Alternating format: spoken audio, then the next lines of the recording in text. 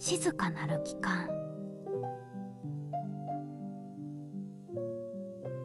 第一章、古書の間に眠る記憶。村上春樹の騎士団長殺しを手にした瞬間、佐藤理恵子は自分が30年間逃げてきた過去と直面することになるとは思いもしなかった。雨の音が古書店水曜堂の窓を叩いていた。55歳になった理恵子は古い革張りの椅子に座り、手元の古書のページを丁寧にめくりながら、時折窓の外を見合った。彼女の顔には、年月が刻んだ細かなシワが浮かんでいた。それは経験の証であり、苦悩の痕跡でもあった。奥さん、この本はいくらですか？声に顔を上げると、中年の男性客が、法廷の光と影、という古びた法律哲学書を手に持っていた。理恵子は微笑み、立ち上がって応対した。それは珍しい一冊ですね。1800円になります。客との会話が終わり、再び静寂が戻った店内で、理恵子は古い新聞の切り抜きが挟まれた箱を取り出した。30年前の悲劇を記録した黄ばんだ紙片たち。著名弁護士殺害事件、容疑者釈放の見出しが、今でも彼女の胸を締め付けた。被害者は彼女の父、佐藤健一。政界の汚職事件を追及する敏腕弁護士として知られていた父は、事件の真相に迫りつつあった矢先、何者かに殺害された。警察は現場に残された証拠から、父の同僚で若手弁護士だった高藤誠一郎を容疑者として逮捕した。高藤の指紋が現場に残されていたこと、事件前日に父と言い争っていたという目撃証言、そして決定的だったのは父の金庫から汚職事件の証拠資料が消えていたことだった。高藤は一貫して無実を主張し、裁判では証拠不十分として釈放された。真相は闇に葬られたままだった。その後、悲しみと社会の無理解に耐えられなくなった母も、1年後に命を落とした。当時25歳だった理恵子は、弁護士としての道を歩み始めたばかりだった。彼女の指先が、別の切り抜きをなぞった。高藤誠一郎氏。シニアケアセンター、日だまりを解説。写真には、穏やかな笑顔の60代の男性が写っていた。誰が見ても慈愛に満ちた表情だが、理恵子の目には違って映った。彼こそが、真犯人、そう確信していた。証拠不十分で釈放された男。彼の名前を見るたび、理恵子の中で何かが燃え上がった。雨が止み、夕暮れの光が店内に差し込んできた。理恵子は手を伸ばし、別の本棚から一冊の本を取り出した。村上春樹の騎士団長殺しという題名の小説。最近入荷したものだが、何か惹かれるものがあった。彼女は無意識に本を開き、ページを読み進めるうちに、ある思いが心に浮かんだ。過去から目を背け続けても、過去は決して消えない。いつか必ず私たちの前に立ちはだかる。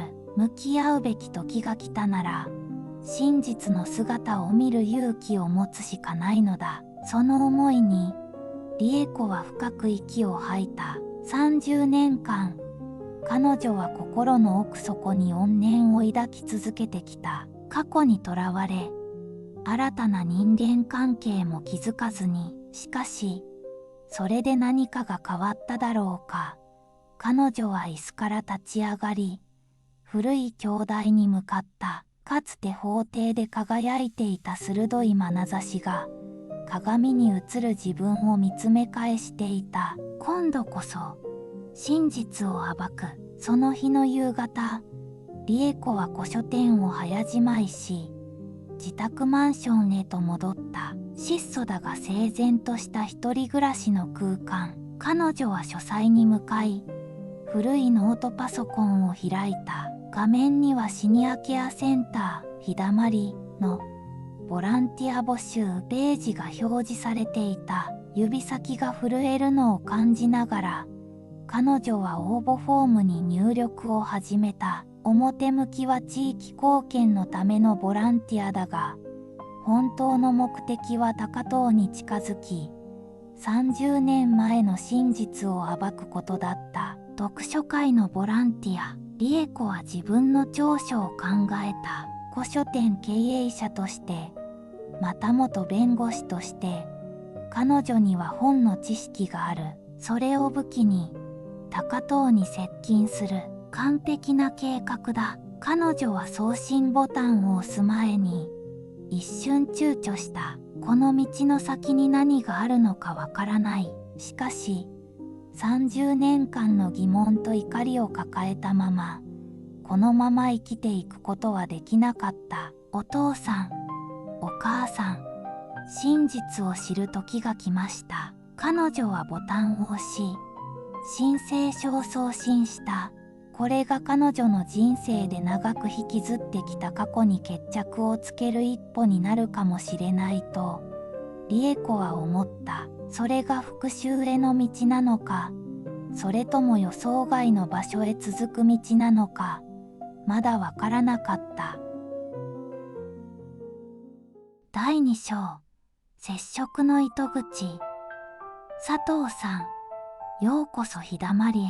日だまりの入り口で、スーツ姿の中年女性が理恵子を出迎えた。本田と申します。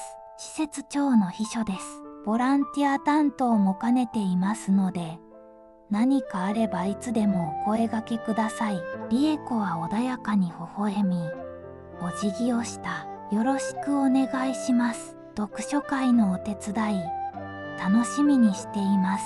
本田は案内を始めた。施設内は明るく、清潔感があり、廊下の窓からは手入れの行き届いた庭園が見えた。入居者たちは穏やかな表情で過ごしていた。ここが読書会を行うサンルームです。毎週水曜日の午後2時から4時まで開催しています。広々としたサンルームには、柔らかな光が差し込み、壁一面の本棚には様々なジャンルの本が並んでいた。素晴らしい空間ですね。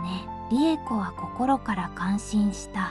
高藤がこのような落ち着いた空間を作り上げたことに、複雑な思いが湧き上がった。ありがとうございます。高藤理事長が特にこだわった場所なんです。彼は本の力を信じているんですよ。本田の言葉に、理恵子は一瞬顔をこわばらせたが、すぐに取り繕った。高藤理事長は今日いらっしゃいますか？あいにく今日は外部の会議で不在です。次回の読書会には必ず参加されますので、その時にご挨拶できるかと。1週間後、理恵子は初めての読書会のボランティアとして日だまりを訪れた。入居者たちは彼女を温かく迎え、古書店経営者としての知識に感心していた。佐藤さん、今日はどんな本を持ってきてくれたの？80代の女性、村上さくらが目を輝かせて尋ねた。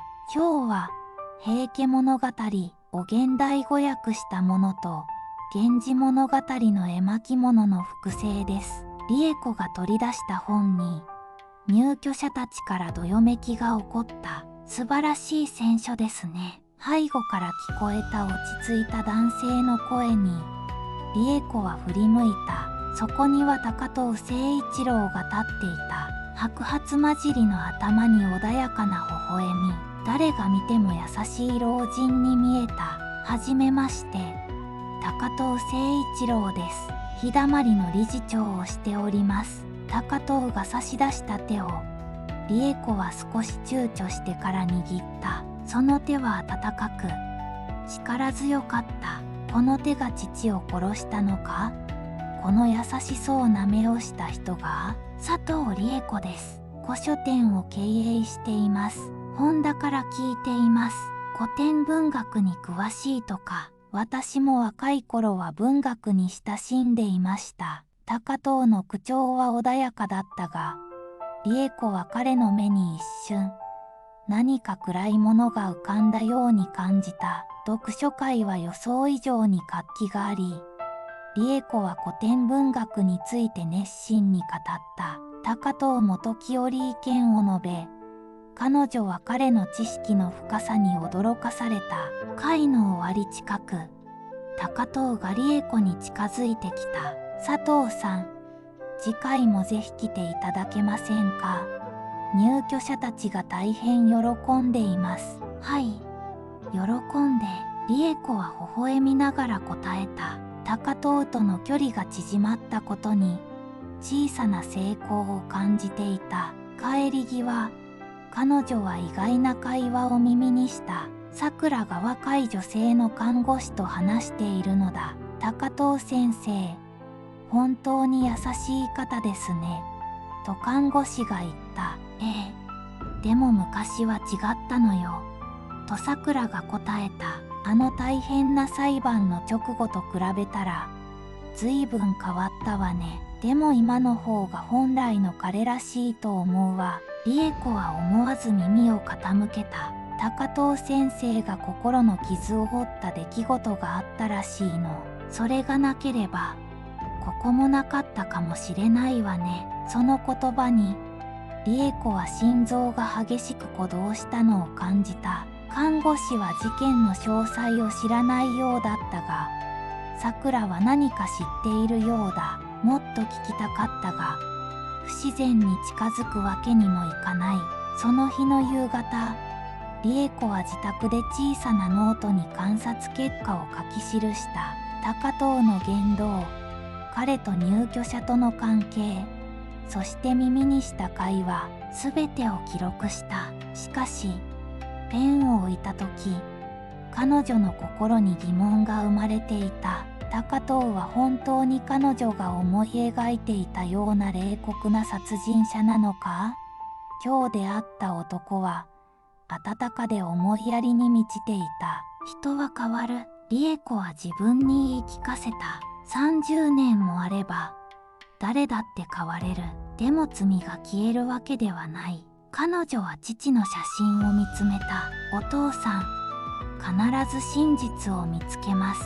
次の数週間、理恵子は読書会だけでなく、日だまりでの他のボランティア活動にも参加するようになった。庭の手入れや入居者との散歩など、それは高藤との接触機会を増やすためだったが、同時に彼女自身が施設の雰囲気に心地よさを感じるようになっていた。ある日、理恵子は庭で一人作業をしていると、高藤が近づいてきた。佐藤さん、少しお話ししても。彼は庭のベンチに座るよう促した。理恵子は緊張しながらも従った。あなたは以前、法律の仕事をされていましたか。突然の質問に、理恵子は動揺した。彼は何か気づいているのか。なぜそう思われたのですか。先日の読書会で、法律書についての知識が専門家レベルだったので、理恵子は少し考えた。完全に嘘をつくよりも、一部事実を話した方が自然だと判断した。実は以前、弁護士をしていました。でも今は古書店一筋です。そうでしたか。私も昔、法律に関わる仕事をしていました。高藤の目に一瞬、何かが浮かんだように見えた。悲しみだろうか、後悔だろうか。実は、高藤は少しためらってから続けた。あなたに相談があるんです。法律的な観点から、理恵子は息を飲んだ。これは思わぬ展開だった。日だまりの将来について、いくつか法的な課題があって、もしよければ、あなたの意見を聞かせてもらえませんか。理恵子は一瞬迷ったが、これは高藤に近づく絶好の機会だと判断した。もちろんお力になれることがあれば。高藤は安堵の表情を見せた。ありがとう。では明日私の事務所で詳しくお話ししましょう。帰り道、理恵子の頭は混乱していた。これは彼女の計画を進める良い機会だ。だが同時に彼女は高藤の言動に矛盾を感じていた。父を殺した男がなぜこんなにも慈愛に満ちているのか。単なる演技なのか、それとも本当に変わったのか。真実はきっとこの目で確かめられる。理恵子はつぶやいた。明日彼女はさらに一歩真実に近づくことになる。第3章、近づく心。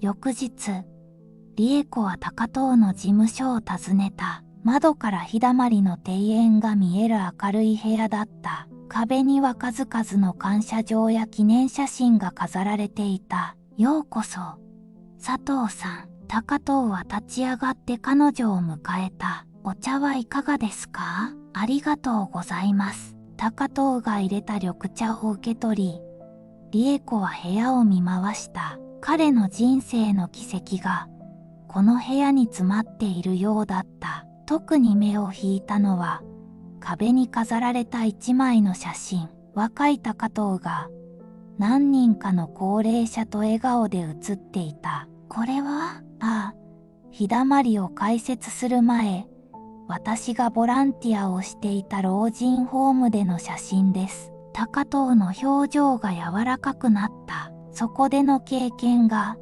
この施設を作るきっかけになったんです。なぜボランティアを始めたんですか？理恵子は慎重に質問した。これこそが彼女が知りたかった情報への入り口だ。高藤は窓の外を見つめ、しばらく沈黙した。人生には転機があるものです。彼はゆっくりと言葉を選びながら語り始めた。約30年前、ある事件で私は容疑者になりました。最終的には証拠不十分で釈放されましたが、世間の目は冷たかった。理恵子の心臓が早金を打った。彼は父の事件について話しているのだ。弁護士としての道も閉ざされ、生きる目的を失いました。そんな時、たまたま訪れた老人ホームでボランティアの募集を見たんです。高藤は再び理恵子を見つめた。はじめは単なる時間つぶしのつもりでした。でも、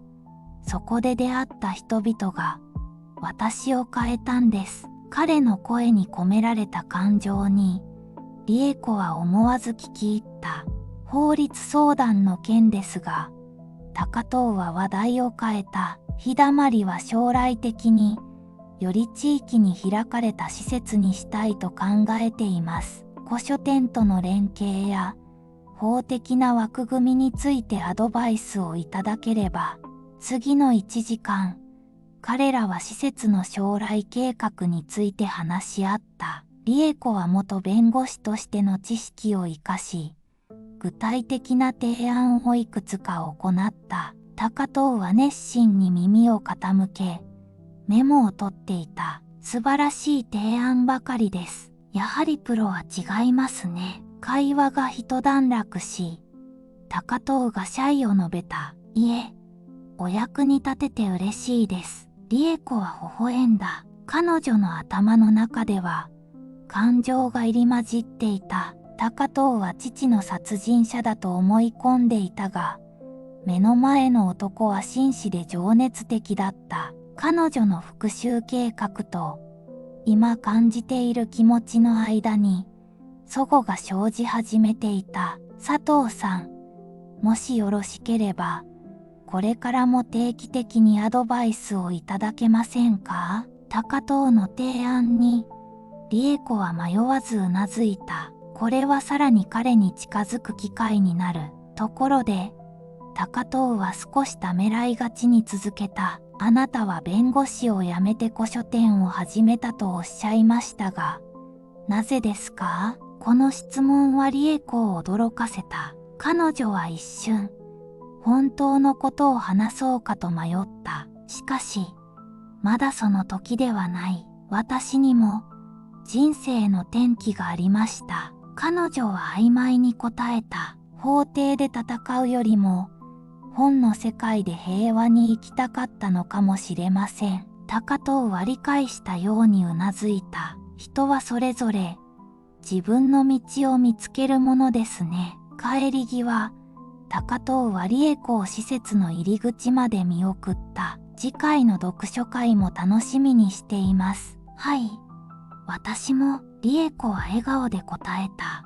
しかし、帰宅後の彼女は複雑な心境だった。ノートに今日の会話を記録しながら、彼女は自分の計画に疑問を感じていた。彼は本当に父を殺したのか。理恵子はつぶやいた。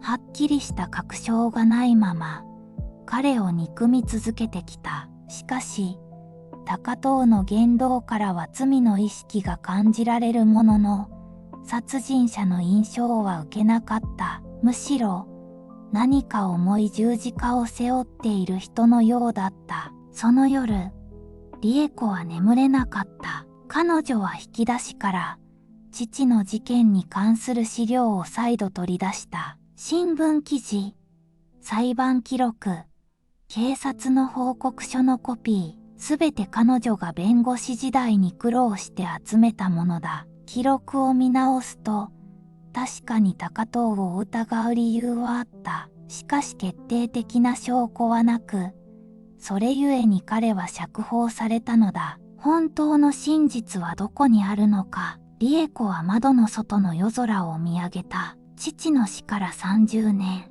彼女の人生の大半は、この事件の影に覆われていた。しかし今、彼女は初めて違う可能性を考え始めていた。高藤が無実だったとしたら、彼女の復讐心は、誤った相手に向けられていたのか？まだわからない。もっと近づく必要がある。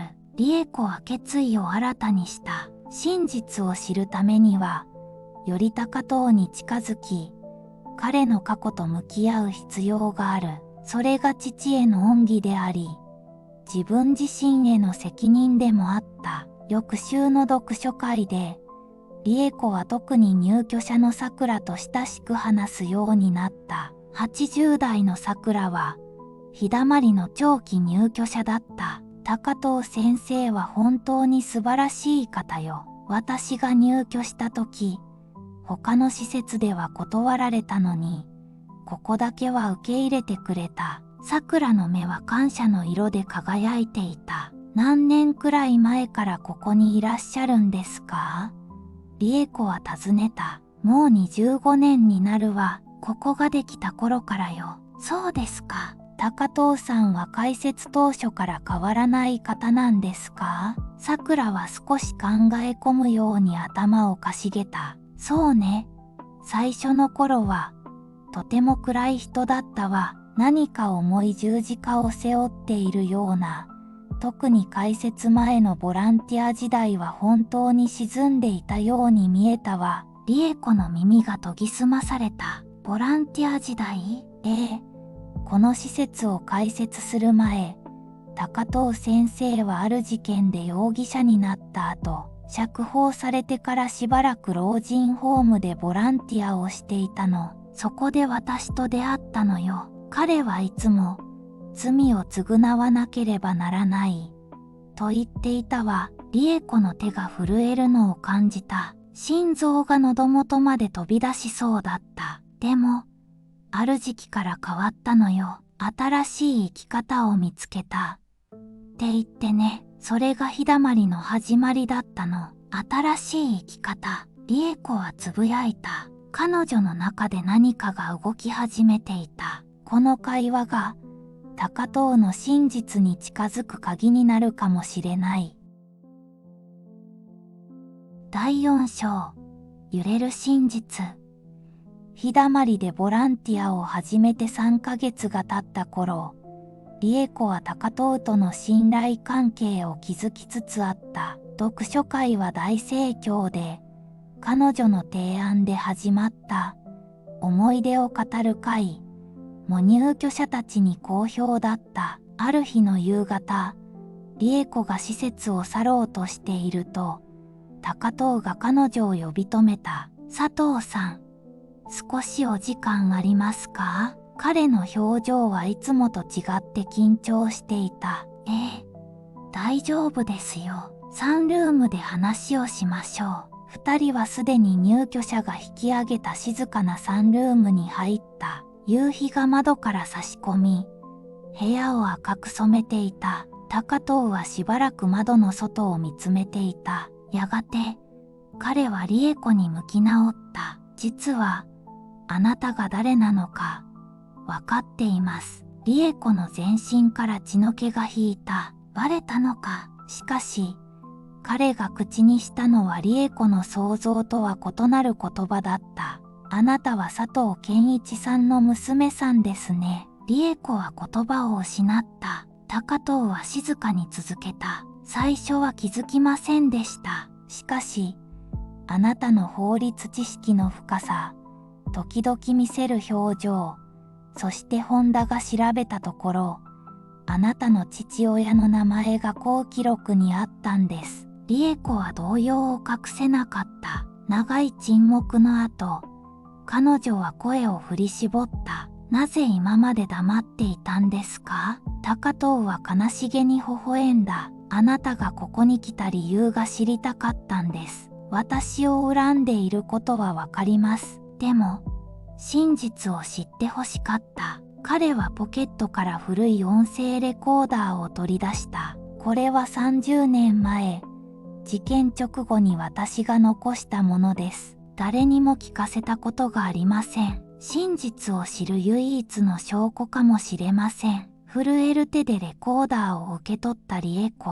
そこには、当時の高藤の声が記録されていた。再生してください。そして、判断してください。高藤はそう言って部屋を出て行った。理恵子は震える手でレコーダーを操作した。そこから流れる若き日の高藤の声は、恐怖と混乱に満ちていた。高藤は確かに事件の夜、佐藤健一の家にいた。しかし殺人者ではなく、仕事の相談のために訪れた同僚だった。彼が到着した時、佐藤はすでに死亡していた。パニックになった高藤は現場から逃げ出し、それが疑惑を招いた。しかし真犯人は別にいた。佐藤が担当していた汚職事件の中心人物、政治家の秘書だった村上圭介。レコーダーには高藤が村上と交わした会話が記録されていた。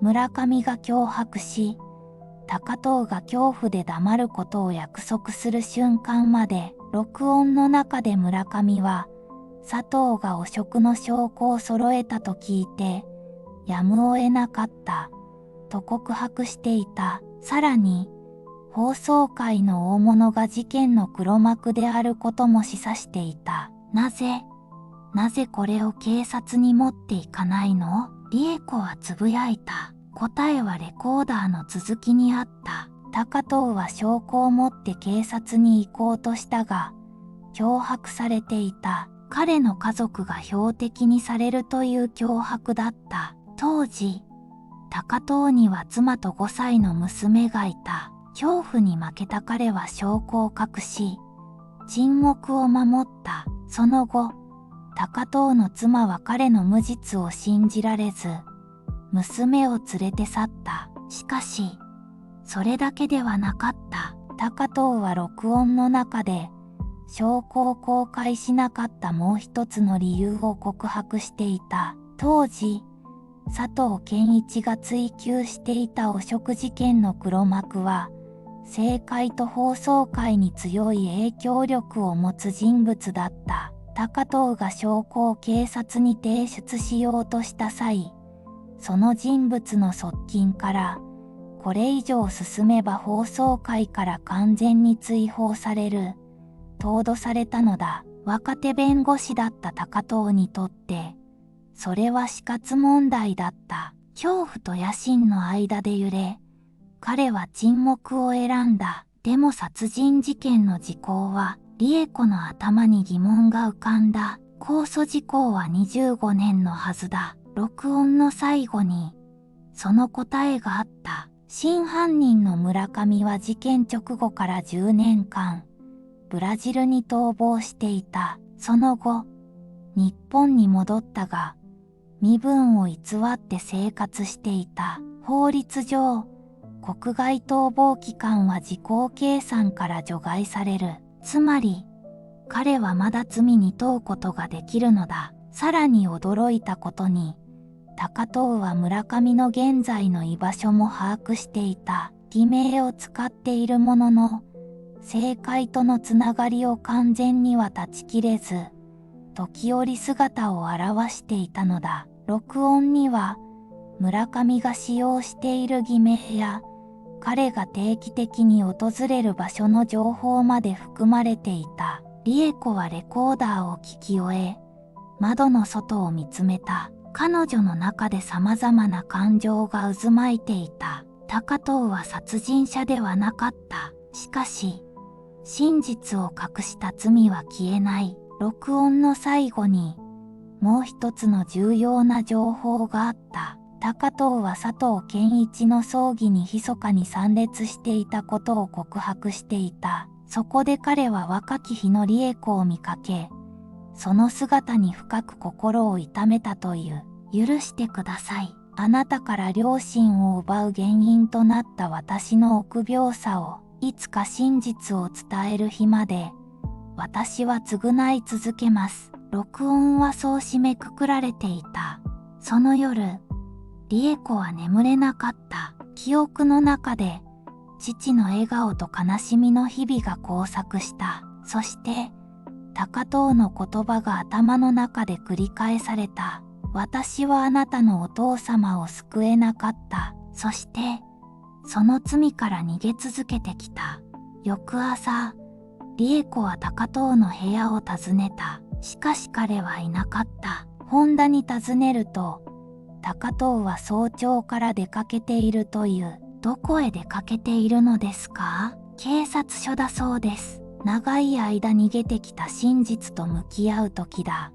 と、その言葉に、理恵子は走り出した。高藤が何をしようとしているのか、彼女には分かっていた。30年前の真実を告白するつもりなのだろう。それは彼自身の人生の終わりを意味するかもしれない。理恵子がタクシーで警察署に向かう途中、彼女の心に新たな感情が芽生えていた。それは憎しみでも復讐心でもなく、もっと複雑な何か。高藤の30年の沈黙は許せない。しかし同時に、彼の今の行動には敬意を感じていた。30年間、彼女の心を支配してきた復讐心と、今芽生えつつある別の感情との狭間で、彼女は揺れていた。憎しみを手放すことは、父への裏切りのようにも思える。しかし同時に、その重荷から解放される自由さも感じていた。お父さん、正しい道はどれ？車窓から見る青空に問いかけても、答えは返ってこなかった。ただ、胸の奥に長年凍りついていた何かが、少しずつ溶け始めているのを感じた。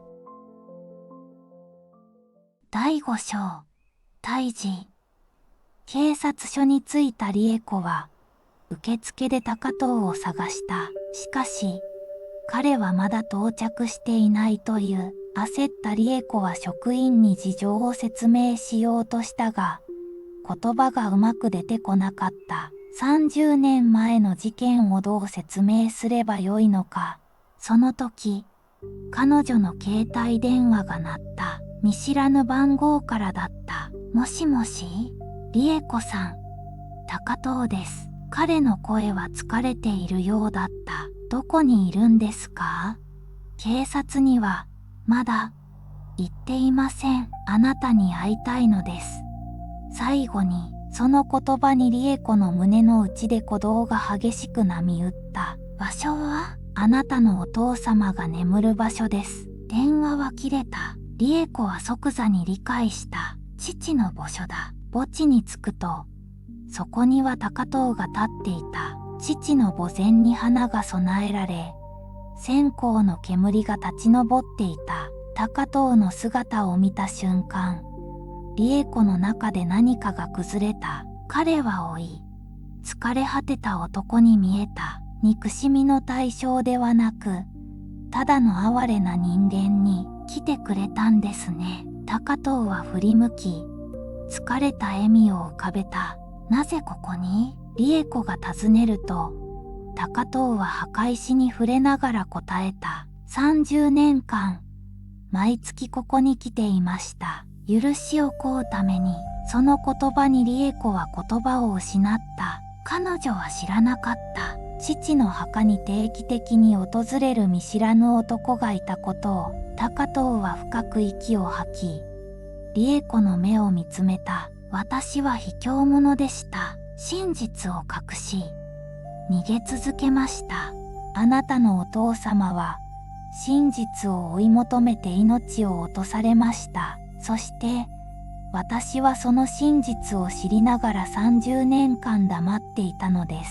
彼の声は震えていた。私は殺人者ではありません。しかし、沈黙は同罪です。私の臆病さが、真犯人を逃がし、あなたから両親を奪ったのです。高藤は過去30年の苦悩を語った。事件後、彼は弁護士としての道を失い、妻子にも去られた。自殺を考えたこともあったという。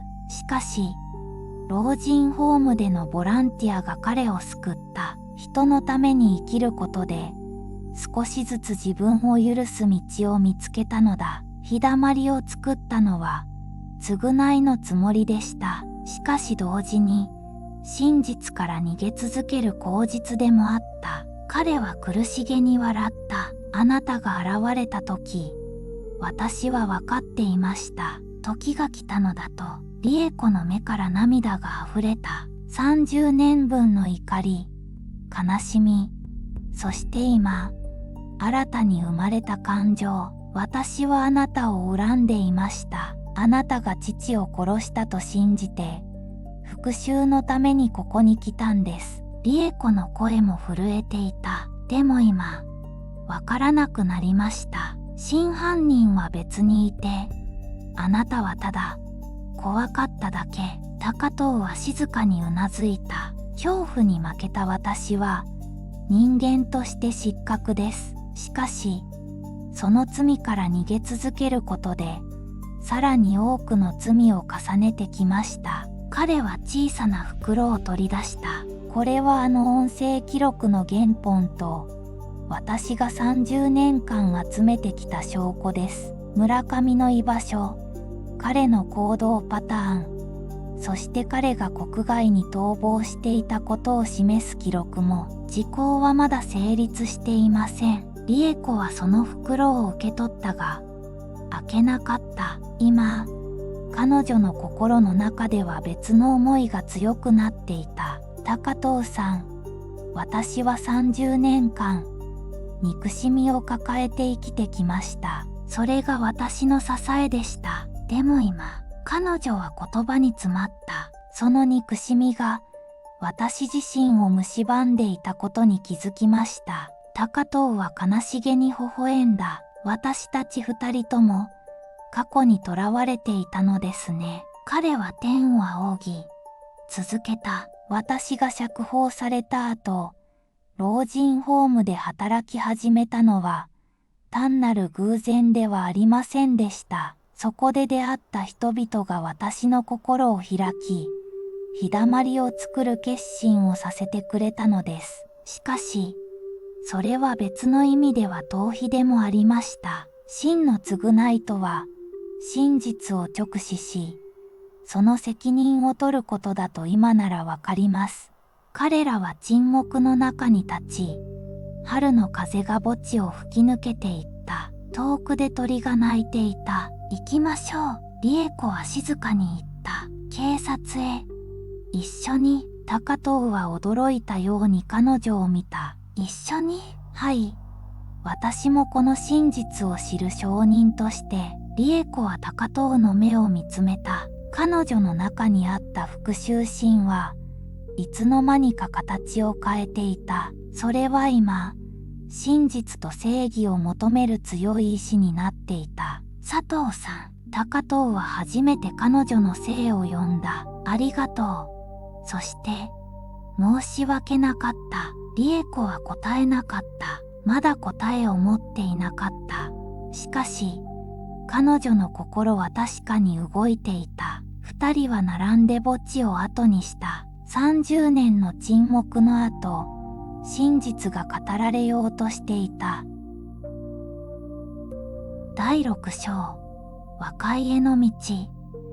警察での証言から1ヶ月が経った。高藤の証言と証拠により、真犯人の村上圭介は偽名を使って生活していたところを逮捕された。事件後の国外逃亡期間のため、時効は成立しておらず、30年前の事件は再び世間の注目を集めた。皮肉にも今、新聞は父が命を懸けて追っていた政界汚職を大々的に報じていた。村上の逮捕をきっかけに、当時は触れることすらはばかられた大物政治家の名前が次々と紙面を賑わせている。お父さん、あなたの仕事がようやく日の目を見たわ。理恵子は長官を握りしめた。高藤も証拠隠滅と偽証の罪で取り調べを受けたが、時効の成立と情状酌量により不起訴処分となった。しかし、世間の目は厳しく、高藤は日だまりの理事長の座を辞任した。施設は現在、ホンダが中心となって運営されていた。理恵子は自宅マンションの窓から雨に煙る街を見つめていた。事件の真相が明らかになり、彼女の中で長年凍りついていた何かが溶け始めていた。しかし同時に空虚感も感じていた。復讐のために生きてきた人生、その目的が果たされた今、彼女は何のために生きればいいのか。そんな時、古書店の電話が鳴った。水曜堂です。佐藤さん。本田です。日だまりの本田の声だった。お電話するのは心苦しいのですが、実は入居者の皆さんが読書会を再開してほしいと言っています。特にさくらさんが。理恵子は少し考え、それから答えた。わかりました。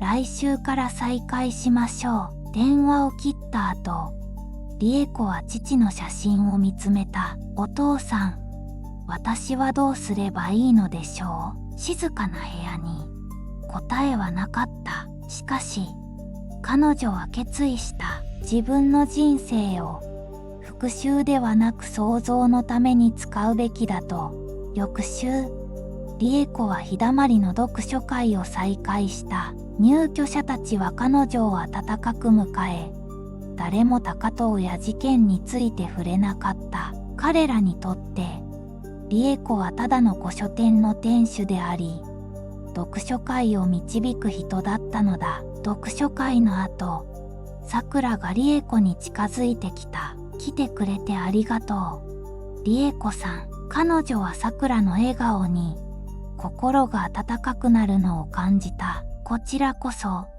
呼んでくれてありがとう。高藤先生に会った？突然の質問に理恵子は驚いた。いいえ、警察署で会って以来は。さくらは静かにうなずいた。彼、変わったわね。あの30年前の事件の後、ずっと苦しんでいたのよ。でも今は、晴れやかな顔をしているわ。会ったの？ええ。先週、彼は今、別の老人ホームでボランティアを始めたの。原点に戻る。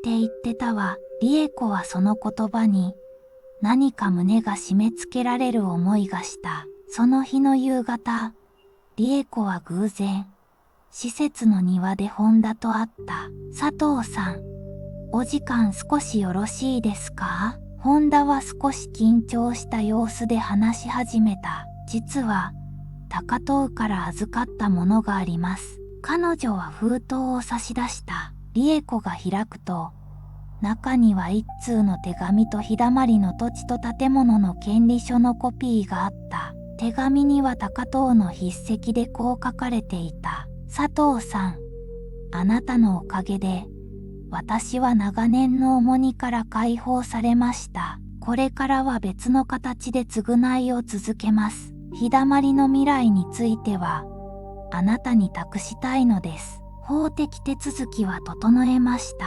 どうか、この場所を皆の光として守ってください。理恵子は言葉を失った。これは、日だまりの再建について、理事会では様々な案が出されていました。本田は静かに説明した。高藤さんは先月から、あなたについて多くを語っていました。佐藤さんは法律の知識と本への愛、そして何より人の痛みを知っている。彼女こそが日だまりの未来を託せる人だ。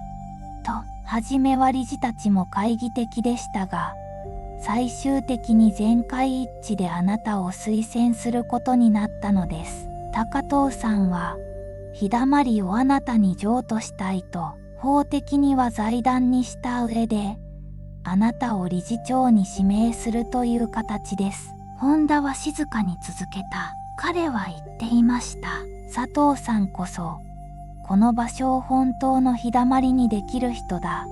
と、1週間後、理恵子は高遠に会うために、彼が新たにボランティアを始めた老人ホームを訪れた。受付で案内を受け、中庭に出ると、そこで高遠は数人の高齢者と囲碁をしていた。彼女が近づくと、高遠は穏やかな笑顔で立ち上がった。来てくださったんですね。お話があります。二人は中庭のベンチに座った。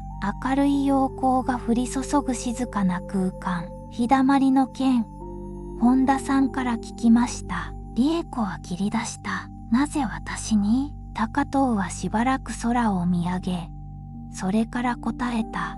あなたなら、あの場所を真の癒しの場所にできると思ったからです。法律の知識も、本への愛も、そして何より、人の痛みを理解する心を持っているから。理恵子は深く息を吐いた。私には資格がありません。あなたを30年間恨み続け、復讐のために近づいたのに、高遠は静かに微笑んだ。それもまた、あなたの誠実さです。私たちはどちらも過去にとらわれていました。しかし今、自由になる機会があるのです。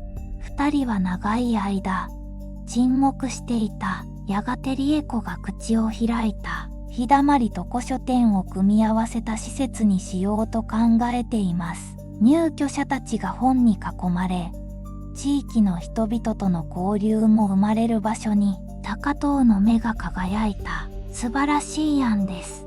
まだ、あなたを完全に許せたわけではありません。理恵子は正直に言った。それでいいのです。許すことと、前に進むことは別です。高遠は静かに答えた。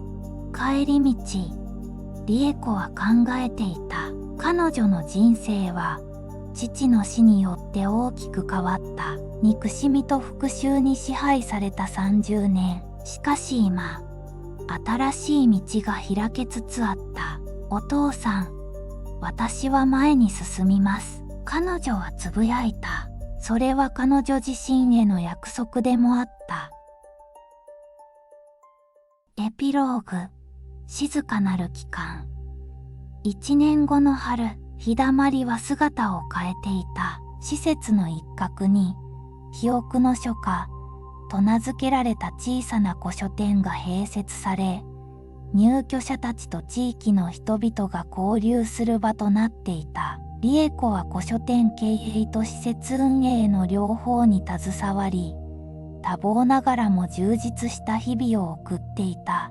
理恵子さん、この本を探していたんです。さくらが嬉しそうに声をかけてきた。彼女は90歳を超えたが、本に囲まれた環境でますます元気になっていた。見つかってよかったです。理恵子は微笑んで答えた。彼女の表情は柔らかく、穏やかだった。かつての鋭い眼差しは、優しさに満ちた目に変わっていた。高藤は時折、日だまりを訪れ、記憶の書家で週に一度、読書会を開いていた。彼は社会的な責任を取った後、静かな生活を送りながらも、入居者たちには慕われる存在だった。その日の午後、理恵子は高藤と共に父の墓参りに出かけた。二人は静かに墓前に立ち、それぞれの思いを捧げた。理恵子さん、私はまだ自分を許せていません。高藤が静かに言った。30年の沈黙は、一生かけても償えるものではないでしょう。理恵子は桜の花びらが墓石の上に舞い降りるのを見つめながら答えた。私もまだ、完全にあなたを許せたわけではありません。彼女は自分の気持ちをそのまま言った。でも、憎しみから自由になることはできました。高藤は静かにうなずいた。それが最も大切なことかもしれませんね。帰り道、二人は並んで歩いた。春の陽光が道を照らしていた。過去は変えられない。理恵子は静かに言った。彼女は桜の花びらが風に舞う様子を見つめながら続けた。でも、その影に閉じこもるか、光の中に立つか、それは自分で決められる。高藤は微笑んだ。あなたのお父様は、今のあなたを誇りに思うでしょう。理恵子はそれに答えず、ただ空を見上げた。そこには、どこまでも広がる青空があった。日だまりに戻ると、入居者たちが庭で花見の準備をしていた。笑顔があふれ、穏やかな時間が流れていた。理恵子は少し離れた場所から、その光景を見つめていた。彼女の心には、もう迷いはなかった。長い旅を経て、彼女はようやく本当の自分に帰ってきたのだ。もはや彼女は復讐に燃える弁護士でも、悲しみに閉ざされた古書店の主でもなかった。風の中に立ち、遠くを見つめる彼女の横顔には、かつて見たことのない安らぎが宿っていた。静かなる期間、彼女はつぶやいた。それは彼女自身への言葉だった。長い放浪の末、彼女の魂は静かに帰還したのだ。そして夕暮れの日だまりの庭に、優しい風が吹いていた。